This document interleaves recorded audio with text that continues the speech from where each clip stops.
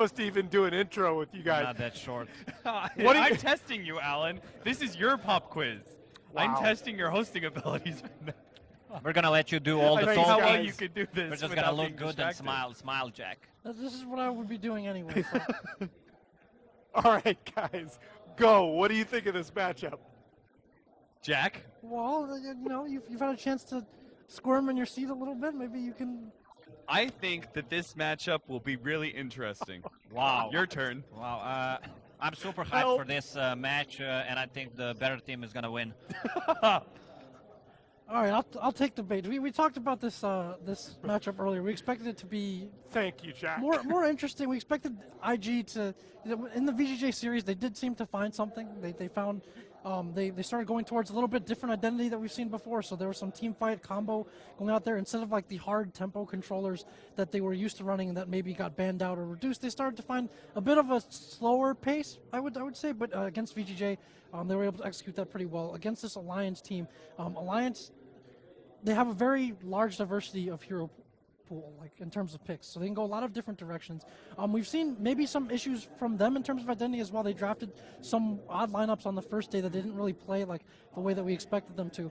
But with the Lions, there always seems to be at least one or two extremely interesting games that kind of like test the limit of like the heroes or the meta. There was that CK game that went super long. That was really interesting. So I think this series, I expect an exciting series here. I feel like that's an advantage, right? The fact that you've managed to like kind of test out the patch almost more than any other team here, just because of the fact that you've played a lot of games, you've played a lot of different heroes. So I feel like particularly what I think is going to be very strong about this is the blistering fast pace that Alliance can bring to at least one of their drafts here. I want them to test. I want them to try and put a test on the enemy and see if they can actually keep up with the pushes. Alliance usually loves to play that kind of a lineup that has a lot of heal, a lot of push potential, maybe even bring the Lash back as a position 4. Let's say, I think they actually played one game with it. And if they're controlling the game, I think Alliance can adapt. I mean, they might lose the game number 1, but in the game number 2, they know what they did wrong and they just switch the lineup to something completely different. As you see the hometown favorites Invictus Gaming entering the arena. Pretty big cheers from the Chinese crowd as well for the 5-man squad of Alliance. This is a team that's been coming over and playing in China since before their TI3 victory. Very special relationship between them and the Chinese fans. As you see the handshakes here, both veteran competitors on both sides here. Loda and Burning, two of the signature carries in the history of the game. I expect to see the Lifestealer come out at least once in the series, perhaps also the Juggernaut, both of them in the top 5 win totals on those two heroes all time. You guys see that? IG just tried to kill Loda. Yeah. Tried to push him off the stage. It's one way to win the series. Yeah. They- Same with their carry. Lacoste put him up to it. It wasn't me. I swear to God, it wasn't me. Badmouth me on Twitter. We'll see what Yeah, happens. I love the trash talk and troll, but that was not me. I would not hurt another person.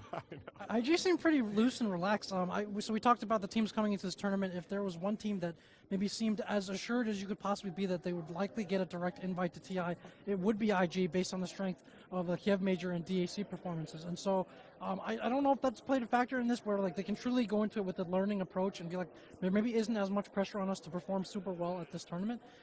They were joking kind of really loose this morning and kind of saying like, oh yeah, we're ready to, to get knocked out. We're ready to go back to our team house and like practice and really learn this patch and stuff. But they're still here and kicking in this tournament. Yeah, and this team has played very well. They do have a team house in Shanghai, so you can't fault them too much. But I think we've seen this with a number of teams over the last year or two. It's hard if you start playing badly for whatever reason to just flip that switch and get that magic back. Doesn't this mean that Alliance wants it like 20 times more than IG at this point in time? Because I think Alliance really wants to be able to, if they win here, secure that TI invite, and then they don't have to go through the European qualifier, which is always kind of nasty for any team. No, let's be clear. This is their only shot. Yeah. Right? Hell yeah, it is, huh? Alliance has not qualified for any of these other lands. They really struggled in They the other. played on what, WESG, that was their last LAN. They didn't qualify for anything. Yeah, Yeah. and believe me, that is it's a major source of friction within the Alliance organization. This team has not necessarily lived up to the potential that a lot of people thought that they have. Now, they played pretty well here, winning their first series, and it was a 2-0 against TNC, but they actually looked a lot more competitive against TNC, I felt, than did IG on the first day. So this series on paper should be very even. I can't help but thinking that if we see the IG that we've seen at Kiev and before, they have to have the advantage. Yeah, definitely. I have a question for you, Alan. Sure. If Liquid's looking really strong, and if they win this, do you think they will get Yes. the direct invite to Yes. TI? I didn't even finish with the question. No, I've been asked that. Do you think they'll be invited to Willy Wonka's factory? Trick Yeah, they got the question, golden Alan. ticket, man. No, I've been asked that question in the last couple of days, talking about some teams here. But I do feel Liquid is kind of that fifth team. I think the top 4 from Kiev are all but assured of TI invites at this point. I think Liquid is kind of that fifth team that you're looking for an excuse to invite them. There you see the IG lineup, and we're going to see the players on stage. Pair of B-Gods starting with the legendary carry Burning here. I'm a little bit sleepy. Yeah, well, it's hard work carrying a team. 29 years old, that's an old man in Chinese Dota. That's an old man in Dota anyway. In Dota, period. I'm old, man. I'm 29. Hey, we shut up. mentioned before. we mentioned before that the older veterans who've stuck around. There's still that one mountain to climb, and it is TI, and it's got to be a big part of what keeps a player like that going. Do you actually think like some of these players, ROTK, Burning, you think if they won a TI, would they be done after that? They'd be I like, think- all right. Probably, and then come back one. Or is it Yeah. Zimbabwe retirement? I mean, you got to dodge Ace somehow, Well, you know? in Chinese, it's known as switching the power treads when you go into retirement mode and then you come back and play. I've never heard that before. So, I mean, well, in one Look at sense, if this. someone Is XXS really he looks 17. yeah, and his name, the nickname is XXS Xiaoxuezhen is like grade schooler, elementary schooler. Wow. He's so young. He's been pretty impressive. He's quite the young talent. Yeah, he's really kind of amazing to me in that he's not like your classic flashy offlaner. You'll forget about him for long stretches of the game, and all of a sudden he'll just make a couple plays and just win, and you're done. He's great at like with these like big ult offlaners that he got in the Magnus and Enigma. He's great at like finding exactly what ult he needs to hit. Like it's hard. It's almost uncanny. Like someone will be consistent throughout the game, but he always seems to get off the crucial ult that you He's need. not afraid to even ulti just one guy because he knows if they kill that one guy, pretty much the team fight is over. They can push towards objectives, Roshan, or just tier 1, tier 2 towers. Yeah, that's what I like about it, right? Is that what we see from him, what we see from a lot of young talents is that they've got these mechanical abilities and they've got instinct about the Dota game and how to be able to play. But the way XXS plays for me is he says he understands a lot about the state of the game and what needs to be accomplished objective-wise, and isn't just a mechanic star. When did he get all of that experience? Good question. Sorry, go ahead. Jack? Jack, Where did he get yeah. it? Jack? Well, there's Chronicler of all Chinese players all the time? There's also a bit of fearlessness there. It's the whole like he's too young or he doesn't know enough to be afraid, right? If you are an established player, a veteran, you have a reputation to uphold, people expect certain things from you. Maybe you're a bit more tentative. There's a lot of pressure on these players representing both country and team and all the fans and also like culturally just the sense of loss of face if people start saying bad things about you. That pressure can really get to some of these more established players, and maybe you end up not wanting to assume the blame or carry the pot, as translation kind of goes in Chinese. You don't want to do that. You could look more tentative, or you end up blaming your teammates for stuff. For a young, fearless player, that's not really a concern. You saw that from other teams that have very young players, too. I keep coming back to this wing squad. There's a certain fearlessness that they played with there, too. A certain trust and fearlessness from the offlane position. It was Faith Beyond as well. Like, just being willing to go in and make plays on just about anything. Like, that's something to be said for, like, a young, relatively new player who hasn't really been influenced by that other stuff yet. As we get on to talking about Alliance here, I want to make sure that we preview both teams. Got to get back into the rhythm of the four-man panel here, guys. This is a team that came in, again, with some mixed results. They have made a little bit of a change. EGM is doing their drafting in this tournament. That's a change from some of the previous qualifier runs. They've looked a little better, I think, in their drafts. They've got great value out of a Shrek pick in particular, his hero. What do you guys think of what we've seen from Alliance so far here? I was not convinced in day number 1. The pick was, especially in the game number 1, it was with the Wind Ranger as a support. That and they was opened just, with that wow, too. It looked so bad, but seems like they learned a lot. I already mentioned that they tend to adapt to certain situations, and they have a variety of heroes that can pull out. Loda has a big hero pool, though. That's their really big strength. I'm not going to take the joke. Wait No, me go out, ahead. aren't you, Cap? Go ahead. Oh my God. What joke? Nothing.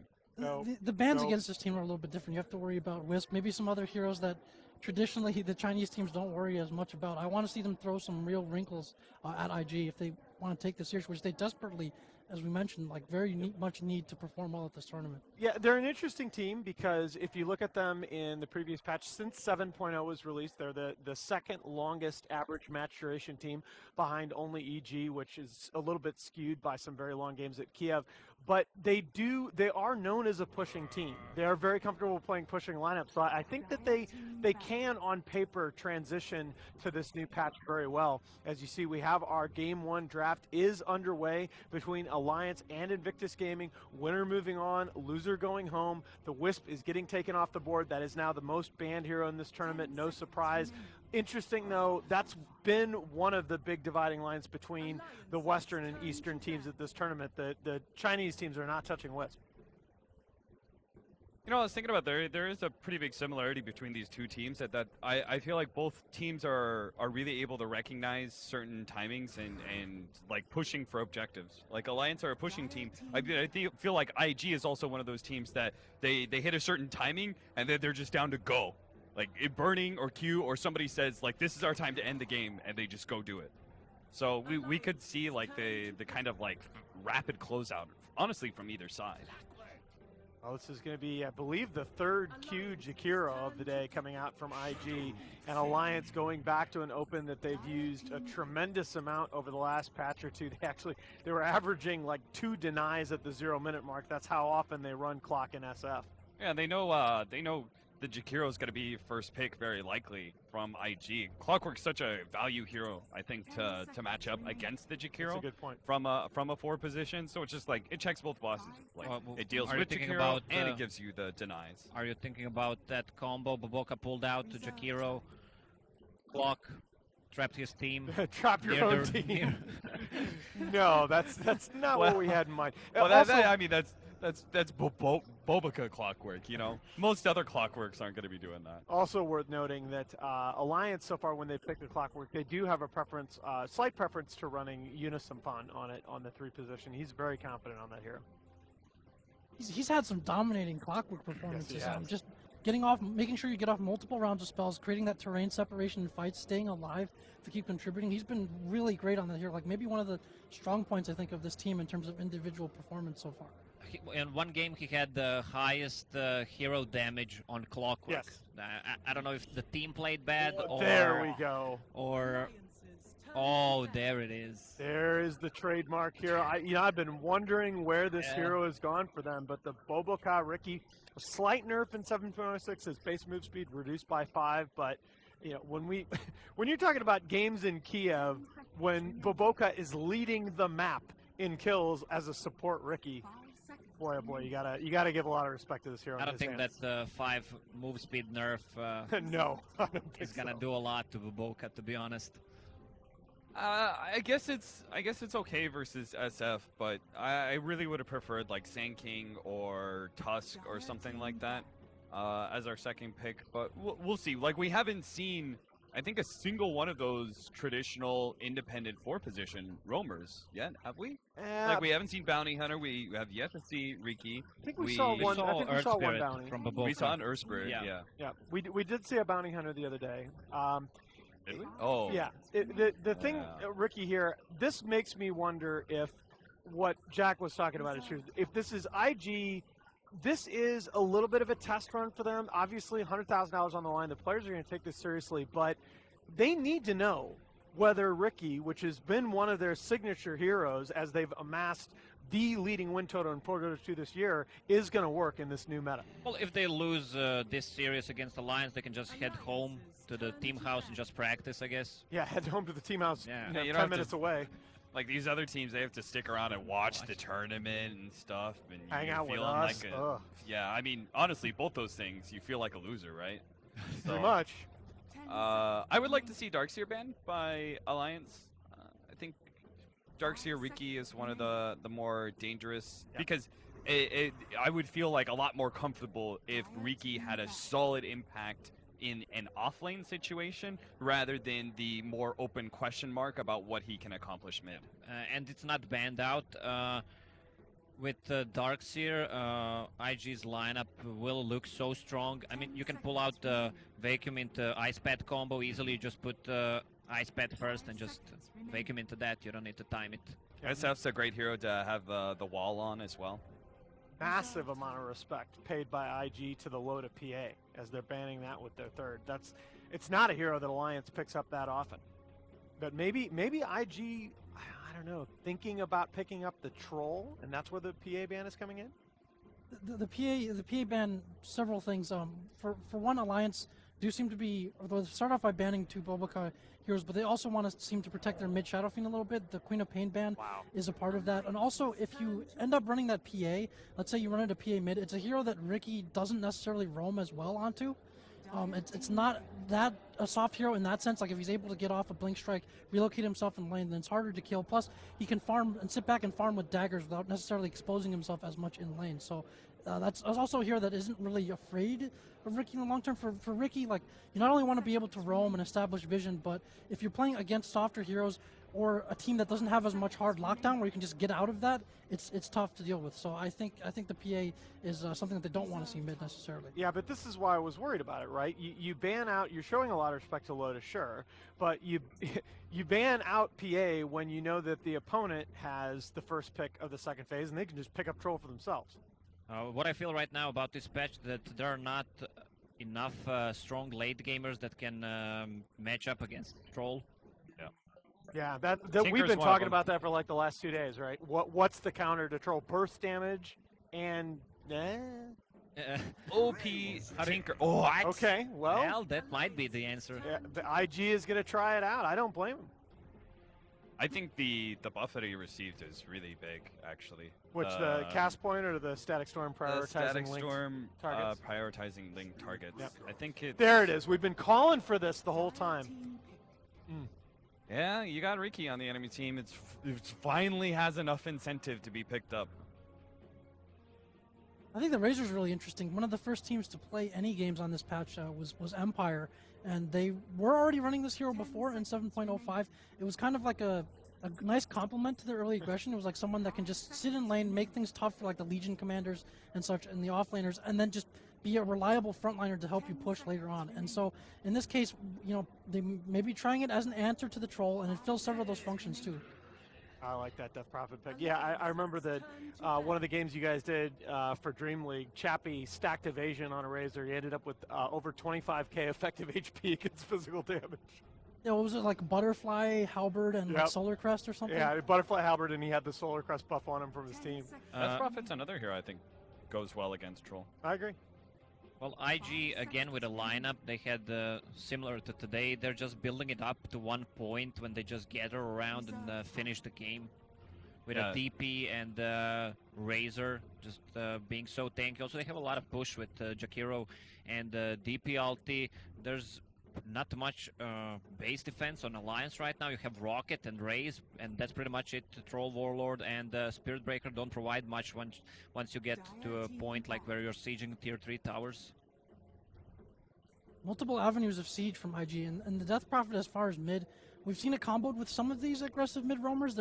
He obviously packs his own slow, and Spirit Siphon has kill potential, and then if you have the silence as well from Death Prophet, let's say oftentimes Shadow Fiend, when he's roamed on, is put in a position where he's forced to fight, or maybe try to get a return kill. You have the silence that can help mitigate that, and or the Spirit Breaker showing up as well. So it's a pick that they've been running, as you mentioned before, Alan, quite frequently recently as well. Yeah, also, DP is good against Clockwork. Once he goes in, he can just use Spirit Siphon, and he's a natural Yule Scepter carrier, so it shuts down Spirit Breaker completely.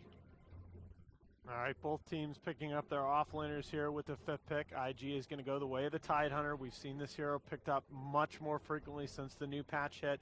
Been a little bit of a mixed bag, and Alliance is going to go back to that support Rubik. So it is going to be a Unison Fawn Clockwork in the offlane position, guys. As you look at these two drafts, on paper, the series relatively even. Who do you like in game one?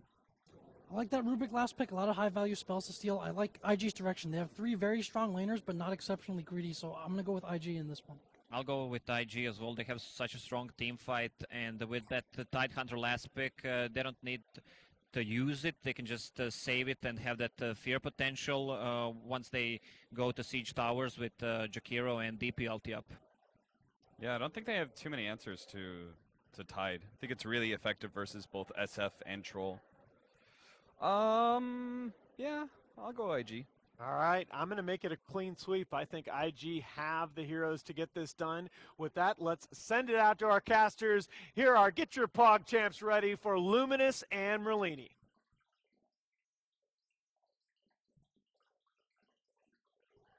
Thank you, Nahaz. Is my mic working? Can you hear me? I can't hear myself. My mic's working. All right, thank you, Nahaz, one more time. And yes, we're going to have IG versus Alliance. This is a continuation of our elimination matches. Whoever loses this best of 3 is going home, and of course, whoever is winning this best of 3 is moving on. I am Luminous, and Merlini is my faithful Asian brother. I was going to call you something rude, but, you know, you're my Asian brother instead. Brothers from another mother. Yeah, sure. And yeah, we're going to have a very nice set ahead of ourselves. We got the draft on the way. It seems like all of our panel thinks IG's got the better draft. Would you agree or disagree with that point? I think they're the better team, so regardless of the draft, I would probably still favor them. Okay. But the draft is even enough where I would give them the edge. You think IG's got the better draft then as well?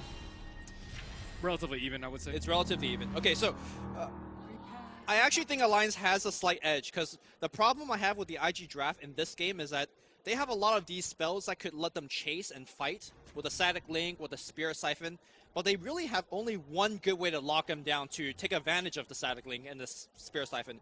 It's just the Ravage. So if Alliance could play around the Ravage, dodge the Ravage, then I feel like IG almost is just have no lockdown at all. Possibly. But keep in mind, Razor did get buffed. I had the Storm not having a cast point. It seems like, oh yeah, whatever, it was a low cast point to begin with, but no cast really point big. spells Yeah, is really big. Yeah. Remember when Leshrac had no cast point on Edict, and he was super broken? And then like the patch right after they Yeah, put it it's back on catch reverted. point. Yeah.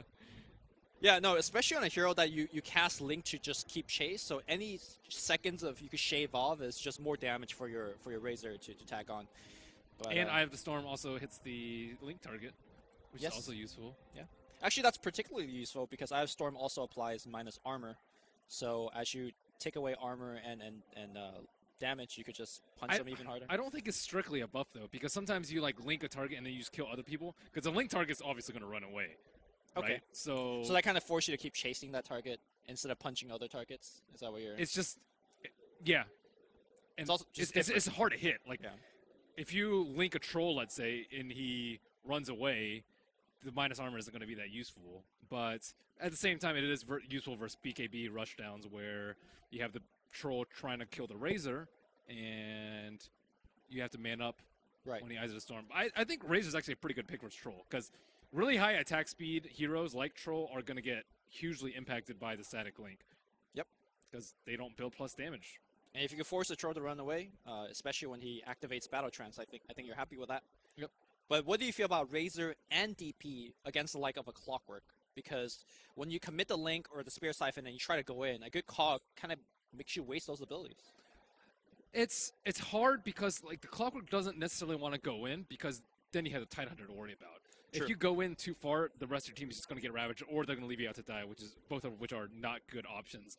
Also, if you use your cog too early, you might be in the situation where your team's going to get trapped in the cog, like we saw with the Macropyre earlier. I think Clockwork versus Jakiro matchup is pretty interesting. We've seen it a few times already in this tournament. Yep. He's good at killing the Jakiro, but Jakiro can also take advantage of the limited mobility from the zoning spells of the clock. So Alliance, I hope they're in good shape. Looking at EGM and Hanskin, They look eager to get this game started. Yeah. Of course, the Chinese crowd definitely behind IG as they are the sole remaining Chinese team in the tournament. They do have a wait. VGJ got Mhm. no, that's correct, right? VGJ got taken out by IG, and then Newbie just got eliminated by Faceless. Newbie won.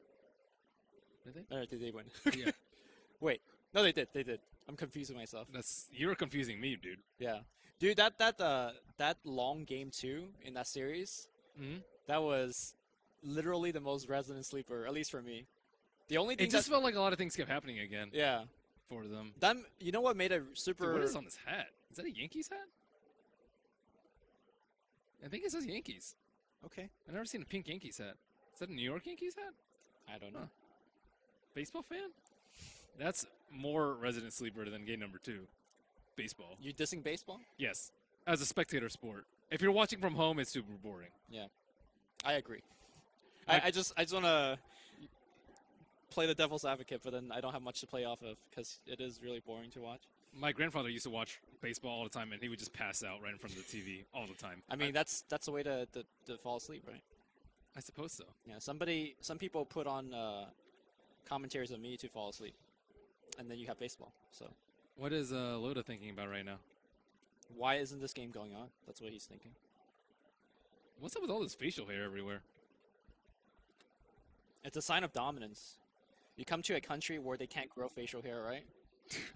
And then you just show this facial hair. ROTK was sporting it. Come on. Why do you think ROTK gets to still play pro Dota, despite his skills? Because he's got The beard? crazy facial hair. Yeah. Is Burning? No, Burning was cleanly shaven Yeah. the other day. In fact, you commented. Yeah. There was a close zoom up on Burning. You're like, he shaved this morning.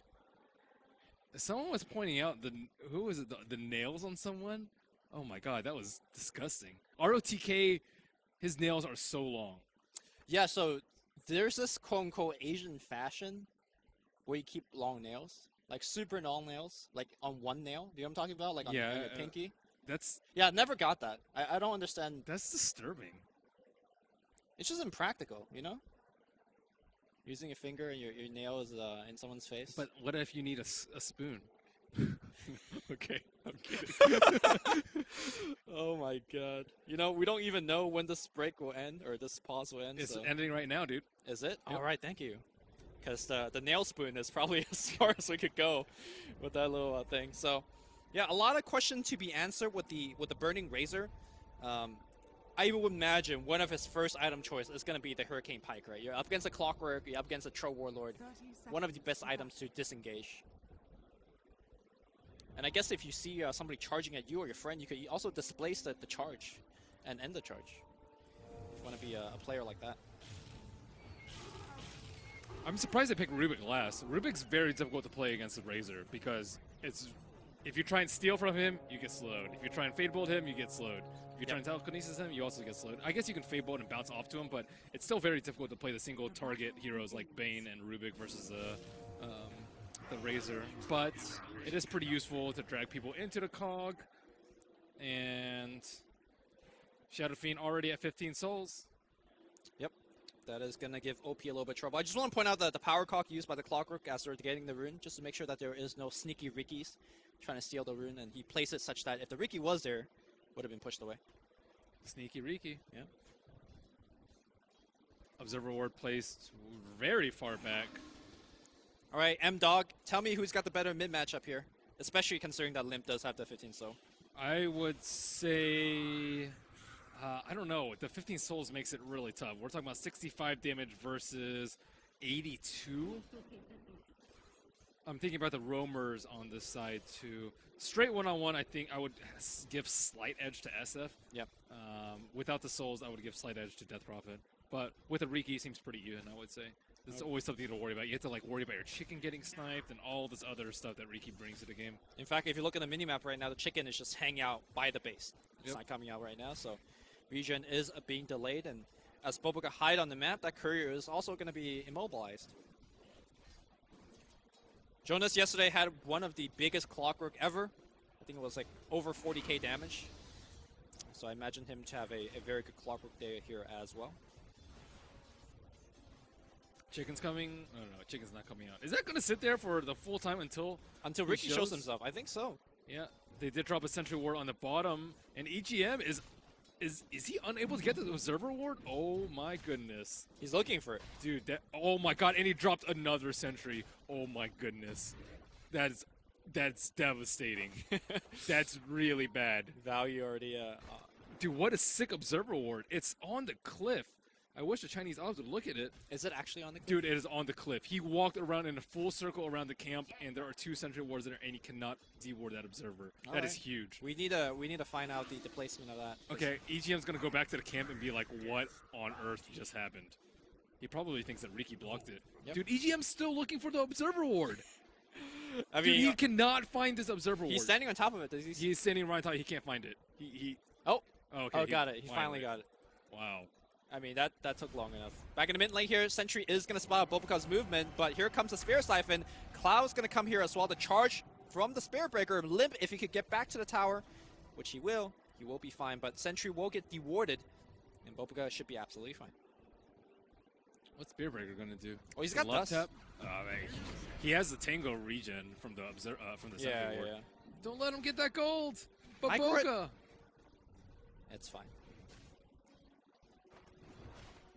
I mean, of course, going back to your comment about the Rubik, not very good against Razor, very good against the TIE Hunter, as we saw from Sioma yesterday. It's hard to steal that though. For the thing about Boboka is he plays Mag a lot, and Mag I think RP is a little bit easier to steal because of the way Ravage.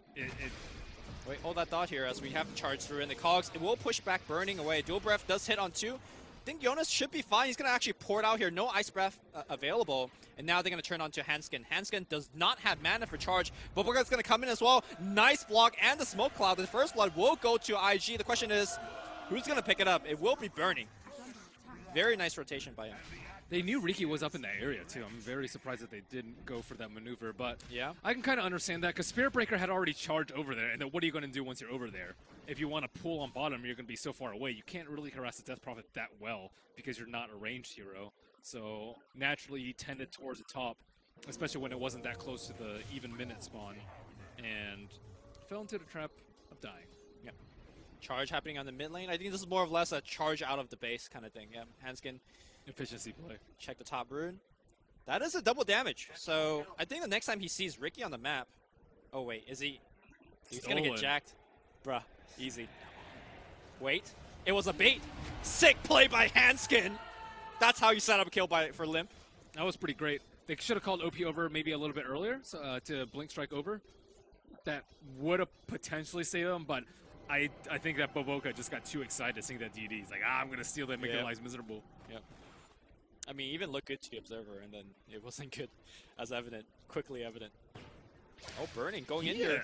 There's 2 creeps there. Oh, I don't know about this. Yeah, I'm not sure about that either. The Link is actually still retaining here, and actually they're following through the tree line. A couple of right clicks should be big. Jonas dropping low, dropping fast. Dual Breath's now going to go Hanskin. I don't think they can tower dive this. I say that though, Burning going ham. Look at the damage output. Nice juke behind the tree line. Hanskin don't have mana for charge. Left him back right into the cogs and baited by Alliance. Great TP by EGM as well. Yeah, amazing TP by him.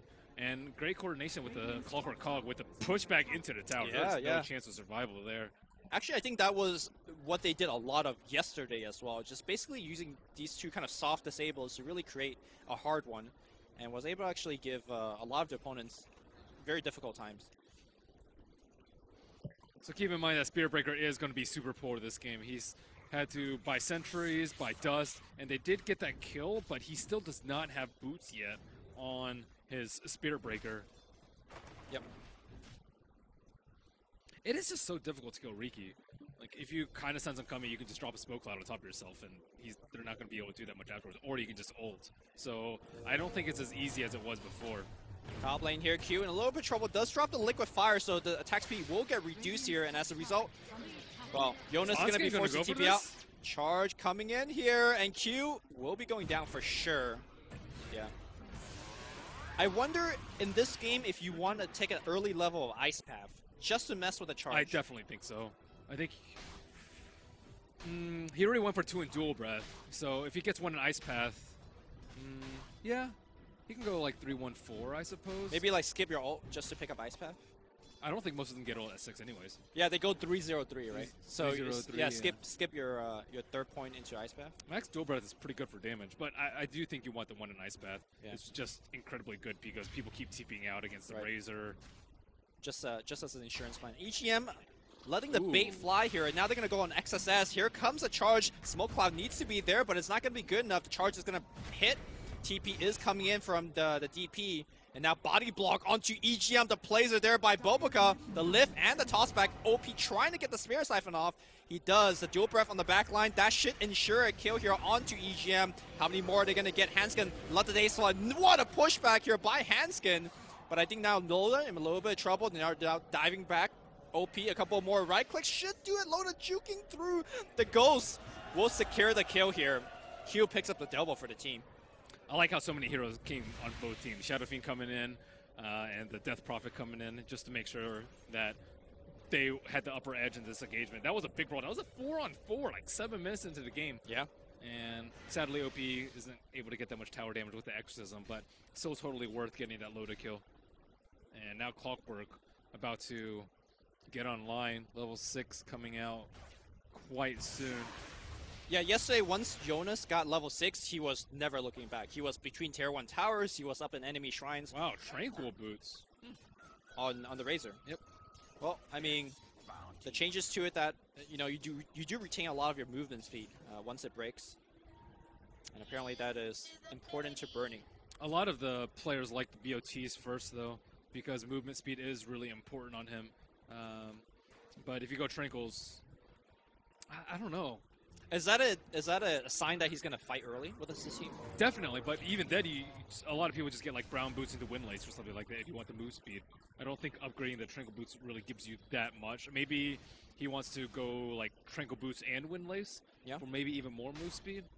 Move speed is pretty important here because he needs to be able to deal with the empowering haste from the Spirit Breaker. Yeah, I wonder if he's going to go for something like a drums as well, which is, I don't want to say a very common item on the Razor, but you do see it from time to time.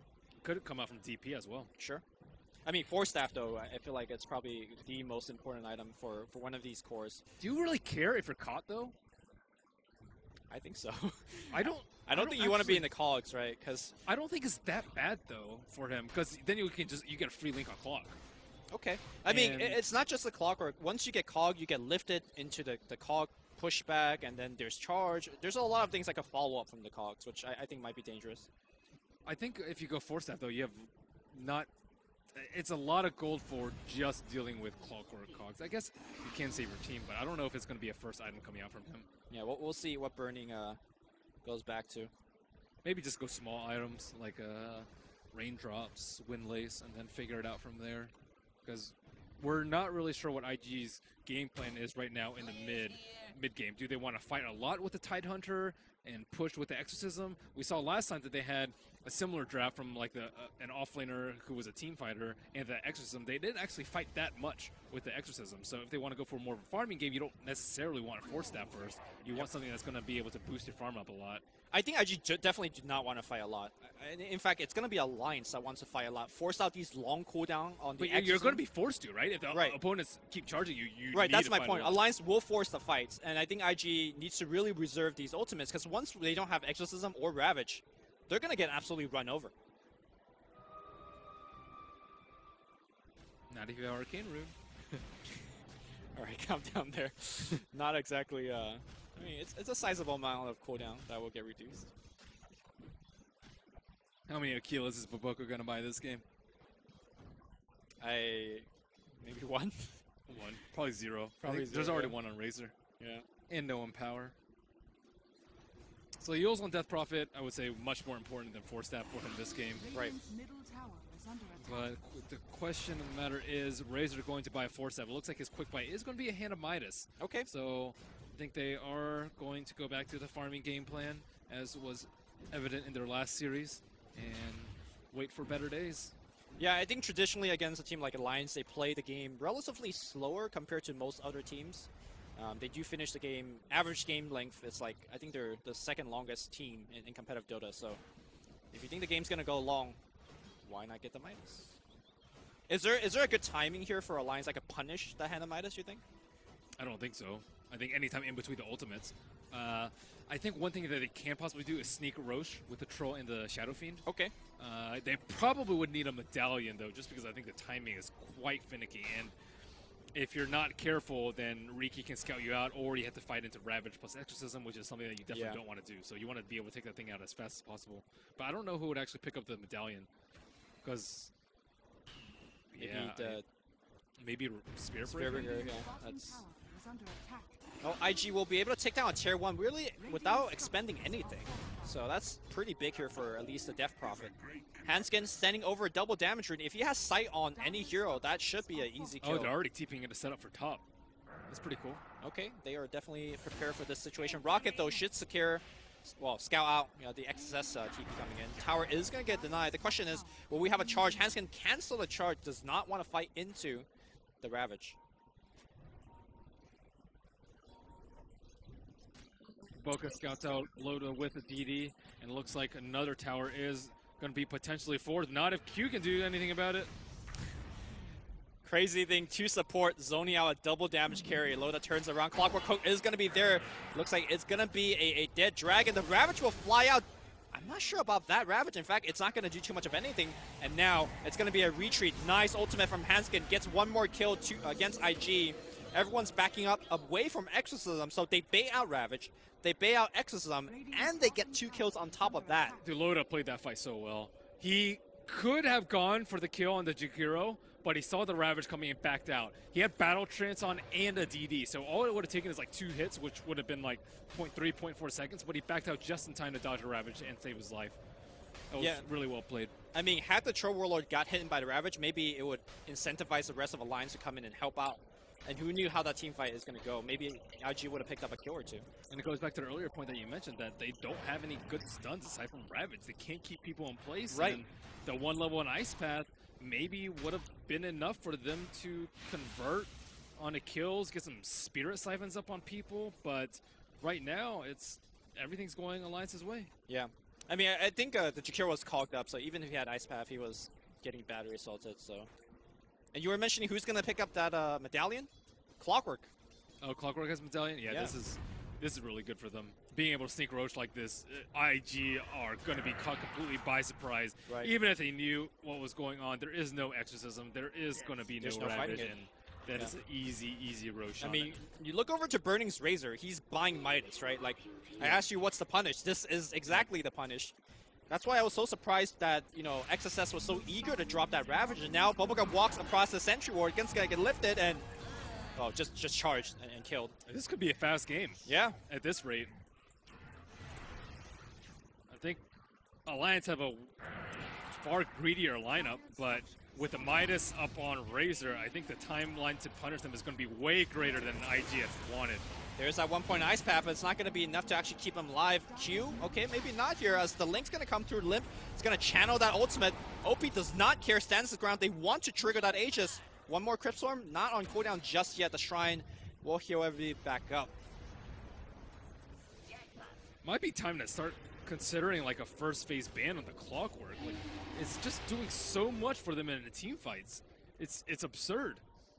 Bottom lane, they want XSS. They know that he doesn't have the Ravage available just yet. The Cog's going to be good. Jonas letting him feel the pain here. Okay, pushed back out on XSS. The Creep Wave is going to take some of that Cog damage. Ice Path will completely miss.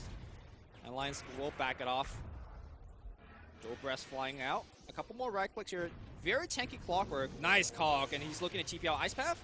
Not on cooldown, so good clean TP. See how annoying he is?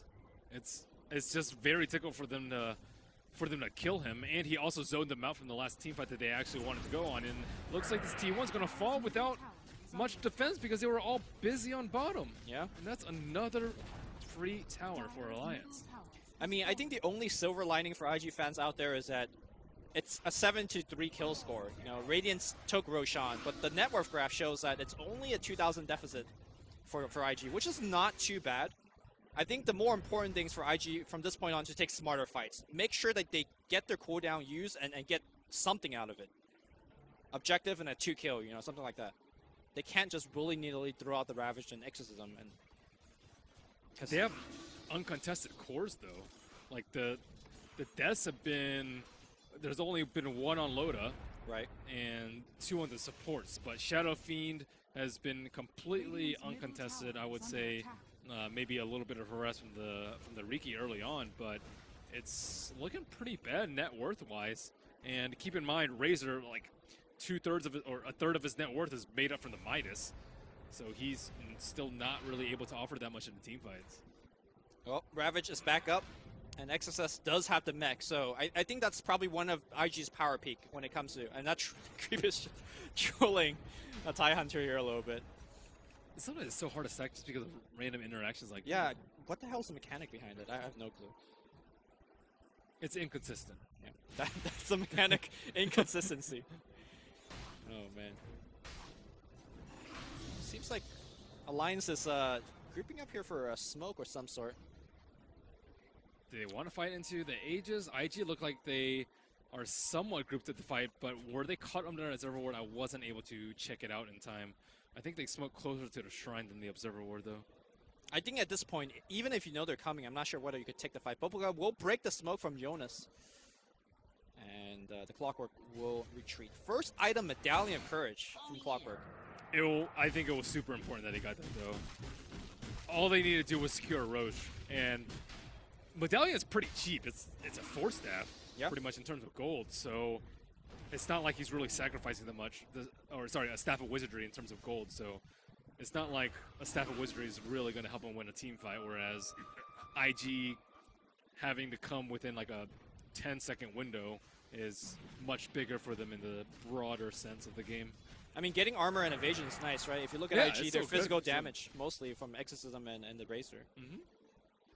I don't necessarily know if he wants to upgrade it into a talisman. I guess if you're sieging, it's really, really good, but Yep. the evasion doesn't necessarily help. Actually, the evasion is pretty good here, too. Take that back. Solar Crest is really good. So first item BKB here from Burning. I think that's actually a sign of respect of what he fears from Alliance, right? Like it's very threatening. It allows him to just run at the Troll and run at the Shadow Fiend Right. without a care in the world. I guess he still has to respect the Greater Bash and Sure. the Nether Strike. Do you think this is a good game for disarm if you're the Razor, like down the line here? Ooh. I mean, against Troll, Shadow Fiend. Yeah, I think you have to. I think because sometimes you have a big problem if you're a Razor, you don't live long enough to drain all the damage. Right. And the only way you survive is if you drain damage, but you can't survive. So I think that's okay. He's not going to have that much mobility around the fights, though. He has to deal with Cog. He has to deal with like the Bash. He has to deal with like these hard-hitting ranged heroes too. So I don't think this is necessarily the best Razor game from them, but I do like how they are exploring other options to deal with the Troll. It's been a menace in Star Ladder. Okay, we're gonna see a little bit of siege on the mid tier 1. It will go down without much of a fight here, and I feel like if IG could retain on their 2 big ultimates when it comes to cooldown and just like slowly chip away when it comes to these towers, they'll be okay to kind of scale into the mid and late game. Definitely so. I think they're doing a good job of keeping the net worth pretty even, though. Right. The Alliance were They were doing 2K pretty up. well. Yeah, they were 2K up, and they had Roche. But aside from that, IG's actually been able to close the gap because of the ancient farming, the efficient play from XSS, and the Midas from Burning that has, Right. I would say, already kicked in. And I'm not even sure whether this Shadow Fiend could even use that Aegis, like, to take any objective. I would say not. So, Yeah, and he's going for a BKB, so he's prime static link target. The last thing you want to do when you have BKB is run away Right. and not do any damage. But versus static link, it's just kind of imperative that you do because you don't want to be sitting at negative damage. I mean, same thing for Loda, who's also working on a BKB after his Sanj. And that's the good thing about Razor, though. You win the BKB wars for the most part. Oh, is that a finished SNY here for Loda? He is superbly farmed, yeah. Okay. So, what is Alliance waiting for when it comes to, like, any objective taking? Are they just waiting for IG to mess up? Wait for them to waste their cooldown again, or what? I think they're just waiting for a good opportunity to push out the towers. Right now, they're struggling, I think, a lot to push out the lanes safely. They can also easily get picked with the Spirit Breaker once IGR split up. Look at Boboka, just finds Clockwork here inside the tree line, and he is completely blocked in. That is going to be a dead Clockwork. Maybe he could drop a cog or two. He's completely getting chainstun right now. Yep, silence again. will go down. Tier 1 goes down. In fact, they might be able to transition to Tier 2. Alliance says, we have Troll Warlord and a double damn Shadow Fiend, so let's trade. Glyph is forced out. TIE Hunter will be the first one to port back, and the rest porting back on the Shrine. Observer, please. And now we're going to go there. Here we go. Q with the first one in and the first one out. Q might be a little bit trouble. He activated the Shrine. Yule Scepter onto the Troll Warlord. No BKB just yet. Ice Path is going to lock him down. And Troll Warlord isolated from his team. Burning showing his 10-second BKB. Will get the first kill. The rest of Alliance ports out. I guess not the worst if you're Alliance, considering that Burning did commit his 10-second BKB, but a lot more momentum just lost here from Alliance. I've been seeing a lot more of these plays where people have been scouting people in the trees. It has become super common now to hide there, and even more common to check there. Scout them, yeah. Either with scan or with just body checking. And Baboka getting the free kill on the Clockwork. Baboka Puts him has in a really bad position. a Ring of Aquila and a Wraith Band, so maybe we're going to see more Ring of Aquilas. Yeah, he definitely needs a mana regen a little bit. Life's tough without Crystal Maiden. I mean, for those of you guys that haven't seen the multiple Ring of Aquila, Merlini, can you like quickly explain why that might be good? Because it was good when you have Magnus, but without Magnus, it's not that great. But you get a fair amount of damage, and it saves you a lot of slots. Burning in a little bit of trouble, but he was pretty quick about killing those. Ravage committed just to make sure Burning is alive. Wow, that is a very costly Ravage. Nice earn. You gotta save the Emperor, dude. You do? Emperor Burning. Now that there's no Bloodstone heroes for him in the mid lane, they need to resort to something else. Wait, Remember, dude, last tournament, OP sacrifices life to heal Burning. Yeah. I probably said like 10 times throughout the tournament. We saw maybe once. more. We saw once today here as well. Jabs healing Black, suiciding Tinker for his throat as well. So, I mean, I think the Chinese joke was that Burning had a button to activate OP's Bloodstone. I mean, That's what Jack told me. Yeah. well, Alliance going on to Tier 2 here. You can see Alliance just coming to live as soon as that Ravage is on cooldown.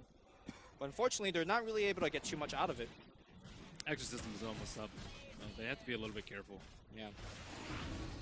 And they don't have the BKB on Troll. That's probably even more important. That death near the Shrine set him back so much. He was really close to getting his BKB. But now he's neck and neck with Razor and Net Worth, and still 2,000 gold shy of the BKB at the big yellow. Okay, I believe you were mentioning that you think Alliance had the better late game, or was it the Dire that you thought had the better late game? Talk about the scaling of both sides.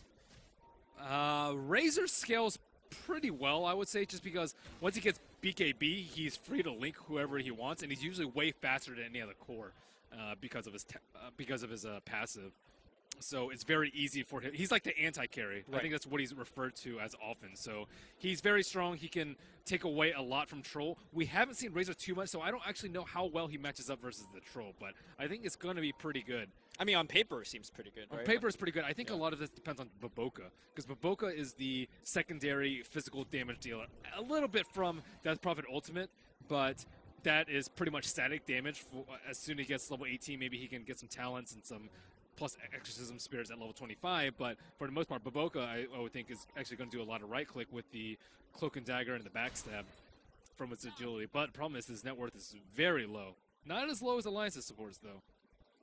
Well, Roshan is going to be the test set here. Pretty dangerous to go into the Roshan, if you ask me. There's Rocket, there's Clockwork Cook. Dude, they are completely okay with this. You fight this, you are fighting into Ravage and Exorcism. The Exorcism has already been popped. All right, Rocket is scouting and out. BKB on Bernie. They are in such a good position right now. You cannot break this. Okay. You can try and go for a big play for a Yonism fan, but Baboka's already there to block the hook shot. Great play here by Baboka. He knows it's coming from this angle, and the Ice Path to overlay on the Roshan, make sure they do get it. And now Aegis on Emperor. This is looking better and better here for IG as the minute passes. And now, for the first time in I want to say like 15 to 20 minutes, IG has overtaken Alliance when it comes to the net worth. And Clockwork, yeah, he has a Solar Crest right now, but the thing about the Solar Crest right now, it hasn't they haven't been able to take a team fight. You would have much rather used that 1450 gold to get an item that's going to help you farm faster, like a Hand of Midas that we've seen very commonly from Clockworks. So I don't think they were able to anticipate this phase in the game where they actually cannot fight IG. And I still think a lot of it is because of the no BKB on the Troll. Maybe if they have BKB on the Troll, they can run in. He'd probably get static link, but maybe they can win the fight that way. But without BKB, you just get Ravaged and die, and there is no damage that you're going to be able to do there. So Troll Warlord still trying to farm up his BKB. He needs about 1 more minute left of farming. And now the Death Prophet has caught up to the Troll in terms of net worth. Right. I mean, now even if you have the BKB on your Troll Warlord, do you want to fight into an Aegis? I feel like IG is just stacking this advantage slowly by a bit by bit, and now like every minute that this game goes on, I feel like IG just has a bigger and bigger advantage moving forward. I think so. Thing about these two teams though is they're not like huge risk takers, right? They're not going to see like some small opportunity and just jump on it. Yep. They're going to wait for like big smoke ganks when you hit your peak power with BKBs and stuff like that. Yeah, when you get Ben your was not refreshers. impressed in the backstage. You were just saying, go, go, go, kill them. No, it's more organized, right? There's, I think, two very different flavors of teams. The teams that are like very chaotic and look for very small opportunities Right. as signs to take large-scale team fights, and the other side of the coin and other side of the spectrum, which are the teams that wait for very organized 5-on-5s and wait for the smart smoke wraparound and things like that. Like, And it's- obviously, there's advantages and disadvantages Yeah. to both, right? Like, for example, in Alliance case here, if they're going to keep waiting for that perfect engagement, the net worth advantage is going to be bigger and bigger till they find that engagement. So, yeah, I think they want to maybe find the opportunity where they can kill the Death Prophet before she pops Exorcism Right. with their BKBs. That's ideally what you want to happen in a fight, but are you really going to be given the opportunity? Maybe, but at the same time, I think you need to look for opportunities yourself. How are you going to edge them out in the team fight? How are you going to take down objectives and not lose anything in return? And Dota's always a game of push and pull a little bit, and you always need to try and push a little bit more than you can pull. And I feel Yeah. like both teams are just waiting for the moment that they're playing quite defensively, which is understandable, I would say, given IG's lineup. and I feel like at this stage of the game, this is where having a Clockwork and perhaps the Spirit Breaker is really starting to lose their utility. I mean, they're still decent in the fight in terms of the lockdown they provide, but when there aren't any kills happening, when both sides just looking to farm, those are not really the hero that will, take advantage of the massive farm. In fact, it's going to be IG that is sieging into the tier 2. They will not commit Exorcism. They will just liquid fire this tower, and they say, hey, Alliance, you want to come defend? If not, we'll just take this for free and move on with our lives. That is a lot of items up on Tidehunter. Blink Force Mech? My goodness, he's farmed. I wasn't really checking his net worth, but he is number 5, very close to every single other core, minus the Clockwork. Clockwork is going for Blade Mail. I don't think Blade Mail is particularly effective versus their lineup. Yeah, Exorcism isn't really controllable damage, but every single Death Prophet builds Yule Scepter, and if you're taking a lot of damage from Blade Mail, you can just Yule Scepter yourself while having Spirit Siphon out, and you're not going to be able to kill people with it. So I think the Blade Mail is like really good against heroes that can't control their damage and can't heal up from it, but Death Prophet can heal up quite easily. I mean, Death Prophet, Razor as well, who's... Yeah, Razor can just not attack. Well, I mean, his ultimate is going off, Yeah, especially but if that's not bursty though. That's true, and he will never link the Clockwork, I don't think. You can if he's in first. You take free damage when you get free damage. Sure. And also, Blade Mail, I gotta say, it's okay at least against the Macro Pyre, so I think it's an item that's very good on paper at least in this game. Yeah, I think it's way better versus like bursty sorts of damage, like Macropyre, Eye of the Storm. It's all spells that take a lot of time to do a lot of damage. Like, if you Blade Mail and sit in both of those, you're gonna reflect like what 400 damage maybe. Sure. That's not very much.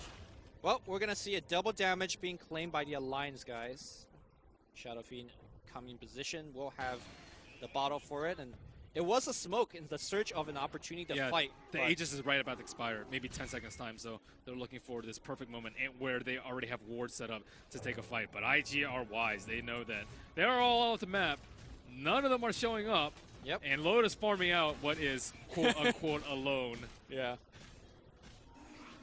This is where you do the double fake, where your team isn't here, and And Boboka, look at him already maybe trying to scout out for some heroes in the trees, but he has to be very worried about walking into a Sentry Ward. But EGM has not placed one yet. I believe the Radiant just fired off the scan.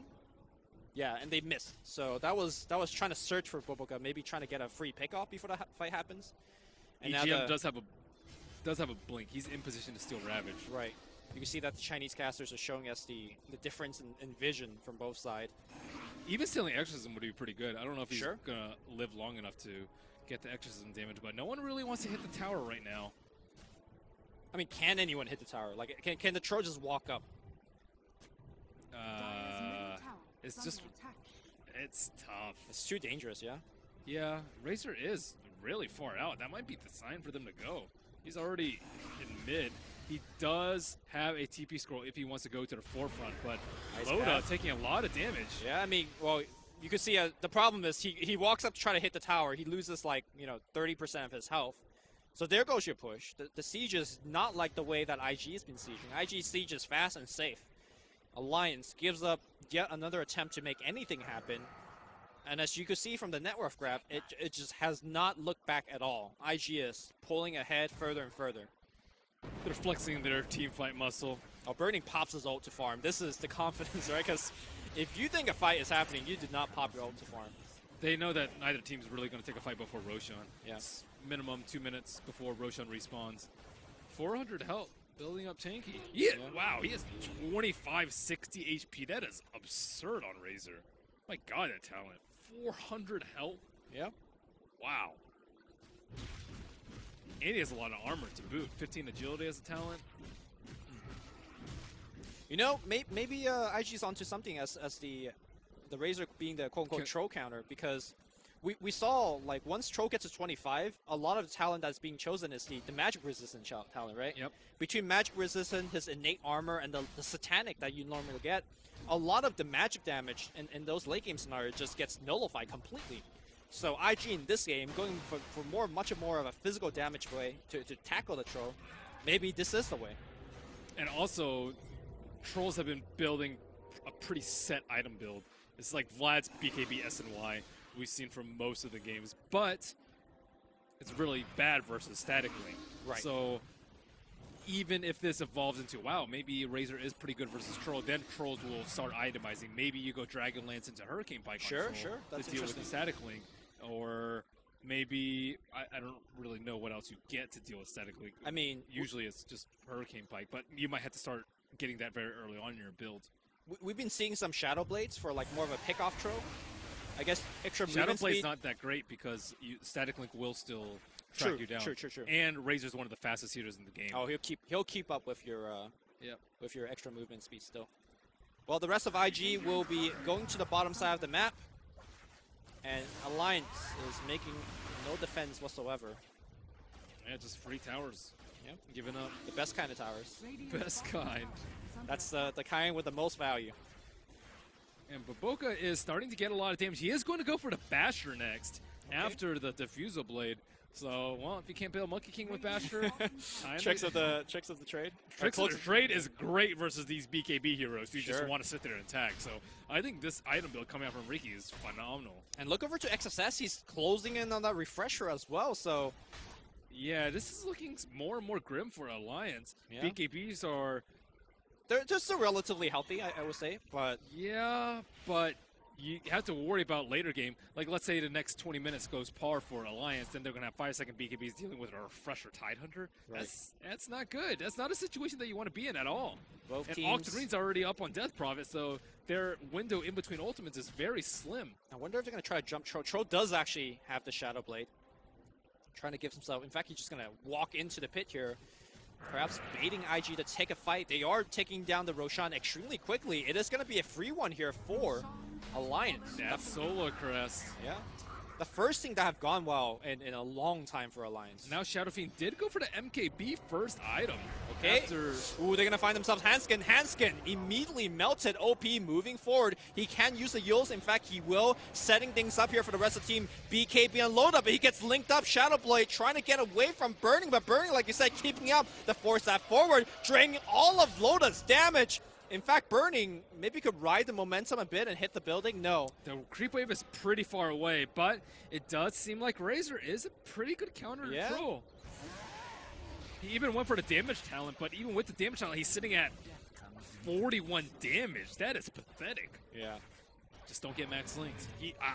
I think they need more forceps on Alliance's side just to deal with this. They only have one right now, I believe. You know, I really like your suggestion of the Hurricane Pike on even Loda. Like, yeah, I think he might need it. It also helps with his tower siege. It's not a terrible item on Troll.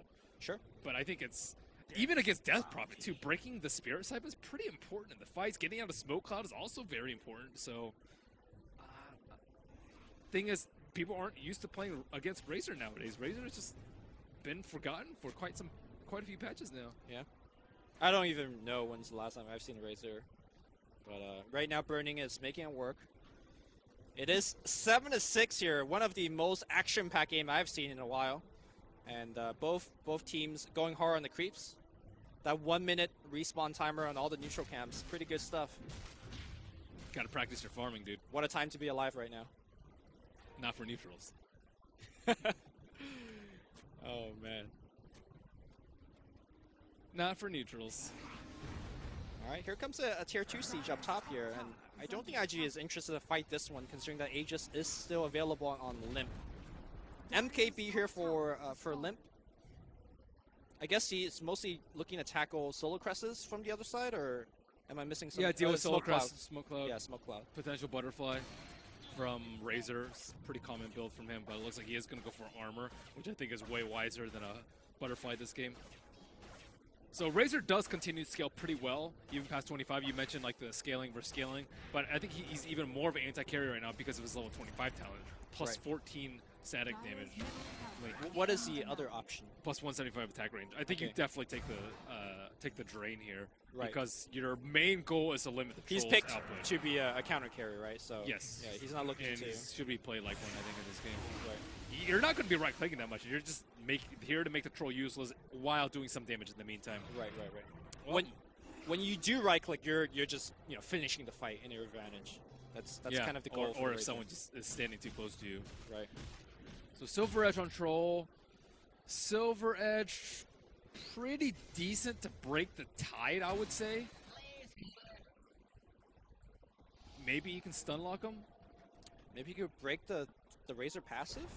Are you ever interested about that? That is not terribly great. Not the one you want to break. I think it's way more important to break the Tide Hunter. Okay, so and try to kill him. Ravage, Yeah, but it's hard because he has Blink. Yeah, right? He's just gonna Blink and Ravage. But even without it, you still do a lot more damage. Like even breaking the Kraken Shell for the minus damage part is pretty good. Minus 40 damage block, we're doing 48 more damage per hit. It's like a relic. There's a gem on the clockwork. This has got to be one of the least action that a clock has gotten for a while. So maybe you don't first ban clockwork against Lions, because this seems to be a very good way to deal with it. Just slow down the game. The early game would have been a lot better though had the clock not been in the game. I think they would have been able to push a lot more towers and a lot more swiftly. But yeah, IG also could have done a better job contesting Roche and scouted out a little bit more. That's another thing that Clockwork gives you is the Roche scout without sacrificing your body. I think that's a very underrated aspect of any hero, being able to scout out Roshan. I mean, we saw Boboga trying to scout the Roche one of these times, and there was a Sentry Ward, and he just got punished. So the body check is risky. That casual Mango from XSS, preparing for that refresher play. So Burning's going for Aghanim Scepter, which is not an item we've seen in a while, but that's some building damage if you're interested. A lot more minus armor as well as lightning strikes, and of course, I think it's very really tanky good as for well. drawn out fights. Yeah, I think the fights are going to be pretty long for both of these teams. There's no way for Alliance to just completely eliminate a hero. I guess maybe if you get a Rekko on a hero, but with BKB it's very unlikely. And with the way that Razor's built with mass HP and armor, he's not going to die very quickly at all. So he can get a lot of mileage out of his Eye of the Storm, and it will help for sieging, as you mentioned. Yep. Baboka up in front with the Haste Rune.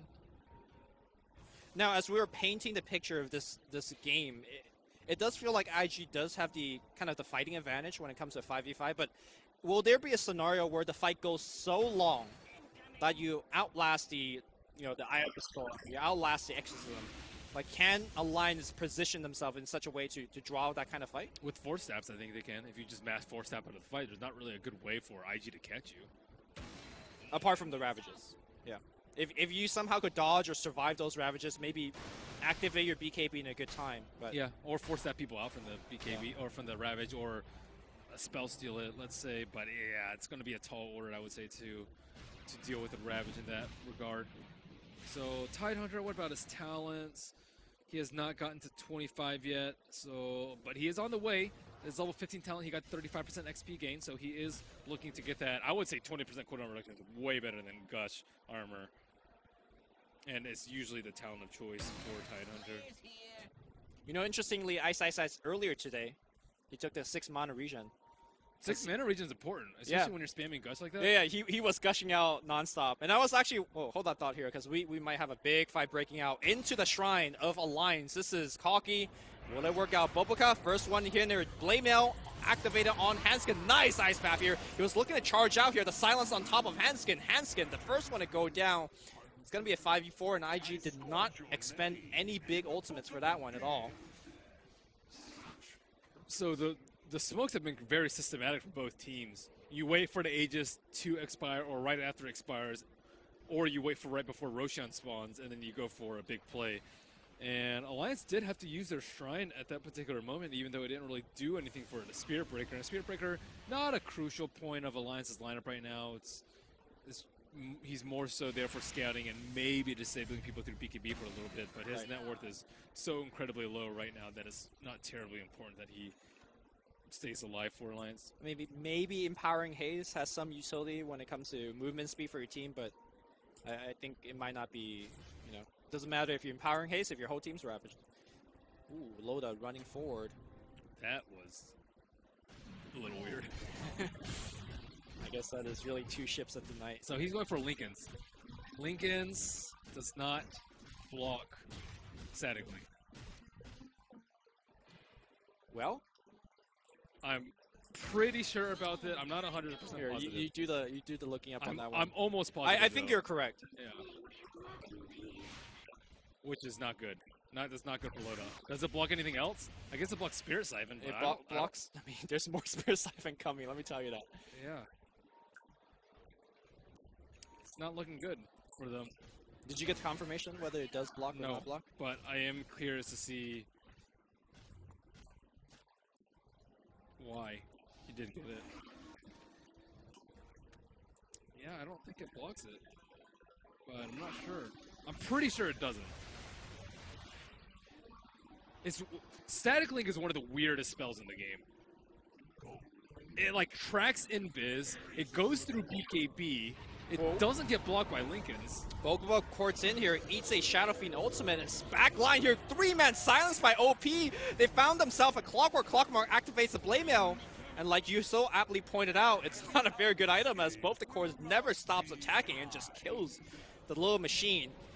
Exorcism was committed, and whoa, Rabbit's gonna come out here. Loda trying to farm some Ancients, and he just goes down. Hansen goes invis, but I think they have detection for him. Yeah, Hansen will be going down as well. 3 dead here. 2 buybacks are available on lines, but I don't think IG care. IG, they have the Aghanim Scepter, Eye of the Storm, and look at that tower go down. Oh yeah, that tower will go down fast. Glyph as well as buyback coming out here. Loda reserving his buyback for now, perhaps waiting for a good hook in. They know that there is no Ravage. Just kidding, XSS does have the refresher, so Ravage is back on the menu. And IG is burning this tower down rather quickly. Buyback from the Troll Warlord. Nice BKB here from Limp. They're moving forward, trying to get any kind of pickup, but IG just, whoa, no, looking to disengage. Defensive force staff will come out here. Loda moving forward. He's got to be careful of the Ravage. BKB activated and baited out. Uh-oh. That's completely wasted BKB for him. I mean, you got a Ravage. You could go back to Roche. They have no BKBs left. Yep, Roche looks to be pretty free for them. There's a Cheese on Death Prophet. She's also very tanky. She has Solar Crest and Shiva, so 29 armor. She's going to be life stealing a ton, and she can just beat her front line without really that much of a care in the world, and IG looking to gain the high ground already. Oh, God! Ravage again, exact same spot here. Forstaff on the low ground, Forstaff all everywhere. Great charge by Hanskin here, backing his team up a little bit, but the question is, will he go down, TP out? Not going to make it. Yule Scepter on EGM, on the run, trying to make some spell seals happen, but nah, nothing is going to save him from there. The same spot, the same Ravage, and that ward, these wards that the Chinese observer is pointing out, perfect. So yeah, IG are just waiting for that perfect moment. They go into the place where they have vision. I really do like how they wanted to take the high ground before Alliance could go there, because Alliance, they have to contest Roche at this point. 2 cheeses and the Aegis, good luck with defending against that with these big ultimates from them. And right now, IG, they have so many options available to them. They can farm more if they want to. They can wait for the cooldown on the double Ravage, or they can just threaten some high ground siege right now. Sure. I mean, they have all, like, they could do whatever they want at this point. Yep. Again, that last Roshan, Boboka on the far left, barely off camera, was blocking the hook in the case that Jonas wants to make a big play. And Burning is going for a refresh orb, I believe. He was the original Disco Pony before Leshrac took that title, because she had 2 Lightning Storm going on. Yeah, Your epilepsy screen, pony, yeah, man. that was some crazy stuff. Double statically is, I would say, even close to maybe perhaps more important than the it depends on how the team fight goes. Like, if you can actually get 2 static link offs, then it's going to be pretty good. If you're just looking to straight siege high ground, then yeah, double refresher or He's double gonna Eye of the Storm is going to be better. Be the Oprah of static links. One for Tro, one for Shadow Fiend. That'd be good. Yeah. Especially combined with his level 25 talent. Oh my god, that would be so much. I mean, assuming that they're actually alive in these fights, because so far the Ravages are just on point. And whenever they connect with a 2-man Ravage or 3-man Ravage, the team fight is almost instantaneously over. Yep. So you can steal, what, 336 damage times 2? You could theoretically be hitting for triple rapier territory. Okay, seems okay. Not triple rapier, 2.5 rapiers. Only 2.5. And, of course, they're down in the dumps, 300 damage. Yeah, only. So earlier when we were watching that long newbie versus faceless game, IG was in the room. They were also watching. They fell asleep. They were, but when they were awake, XSS was very oh, Exorcism Steel? Okay, that's pretty good start here. EGM, perhaps making some play. Troll Warlord is in the fight right now and actually push Burning back. Burning further in the base, now gets bounced around here. Aegis will trigger her. OP will stand on the front line now for the Team Blimp, activating his ultimate. And of course, EGM on the back line. Is that his Exorcism? I believe that is going to be the case. They Burning, don't have BKB for double now Ravage. refresh on Burning, and Burning activating a second Lightning Storm. Oh my goodness. Look at the building just absolutely melt. Burning, I do believe, yet has another BKB if he wants to activate Please don't it. chase this Alliance. Okay, they want to fight into a Ravage, going to be good. Oh no, EGM blink into the Ravage. The second Ravage going to be there as well. They all get absolutely destroyed by IG. And now blinking forward is XSS. And again, that Lightning Storm is still going on Burning. 4-0 here for Hanskin, and GG will come out from Alliance. What a Game 1 performance from Invictus Gaming. That is how you counter a troll. So I think that was probably the majority of this game, I would say, just because it was such a big farm fest, and Alliance thought that they would have the better late game with a farmed troll, and IG thought they would have a better late game with a farmed Razor. And clearly IG, the troll did very little damage. If I can check perhaps how much damage was done in that game. Troll did 7,000 damage. That's really low. Burning did 13,000. There wasn't that much fighting to begin with, but at the same time you could see how he was just running away most of the time. It's not good as a troll. You don't want to be running away. I agree definitely with you with the big picture. Like Troll versus Razor, not the matchup you want. But talk to me about... you itemize differently. Right, with the Hurricane Pike. But talk to me about Clockwork and Spirit Breaker. Like, Alliance wanted a high-tempo game.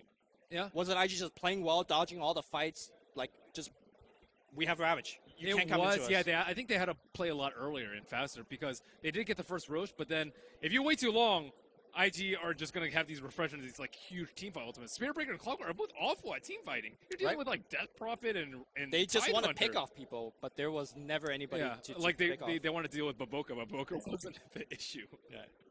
Well, the panel definitely made the prediction that IG was going to take the victory. They are correct, so let me send it back to the panel so they could stretch their EP in a little bit. talking about why they're always correct. Back to you guys, Nahas. Welcome back to our Starliner I-League Invitational panel, as no better time to stretch it out. 4 for 4, gentlemen. We predicted that game correctly, although For was once. not easy for IG. And that Razor game, Burning came into this actually 8-12, 8 wins, 12 losses in his storied career on the Razor. But this is why I didn't want to jump to conclusions about 7.06. Troll Warlord looked really good early in this patch, continues to. Razor might be the counter. Could be, could be. It seems like IG did a very admirable job of controlling that game. You know, every single time I kind of felt like I would look at the game timer and be like, "Oh, this is stretching on a little bit," but they just kept on like knocking Alliance down like every single time. Every single time I felt like maybe the game was stretching out too long, they would get a key kill on like maybe it was the troll, maybe it was a different core, and they would just be like, okay, kind of like kept them in check and just built that advantage until they finally decided, okay, time to end the game. I feel like that's what IG, that's kind of their style, right? They build and build and build, and then boom, end. The game was kind of pretty even until one point. Alliance even got the Roche and the Cheese, and they still couldn't find a fight.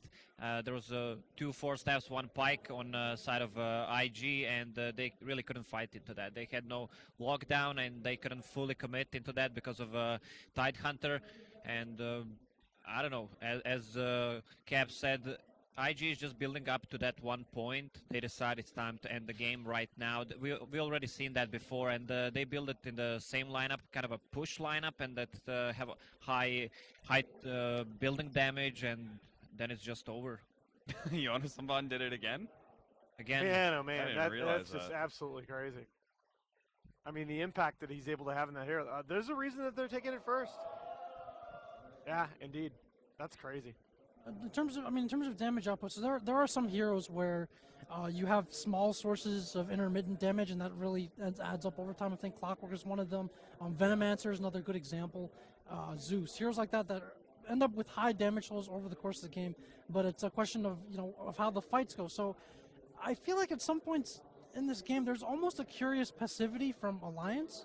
A little bit like the first game of this tournament that we saw, where they had that Undying Wind Ranger lineup, and it was kind of like, you guys need to fight. You guys need to sow some chaos. And in this game, it felt that way. Like we had a very low kill count, I think, at 30 minutes. A couple times they saw that there's disadvantage in continuing the engagement. They weren't able to fight that. But at the same time, they must have recognized that going further into this game, when you have that big control from the Tide and the 2 ults, and just how much that sets up for the team, they wouldn't necessarily be at an advantage either. So I feel like they had to kind of push the pace a little bit. Razor is a hero that, among the weaknesses, doesn't farm very well. So he is strong in these early fights, but if you're able to take good engagements and he falls behind or doesn't farm, he doesn't recover and ends up feeling kind of useless. That situation never really came. He seemed to have a pretty comfortable game, just building up one item at a time, and there didn't seem to be much pressure or urgency on IG this game. I feel like Alliance had to risk it a bit to actually win the game.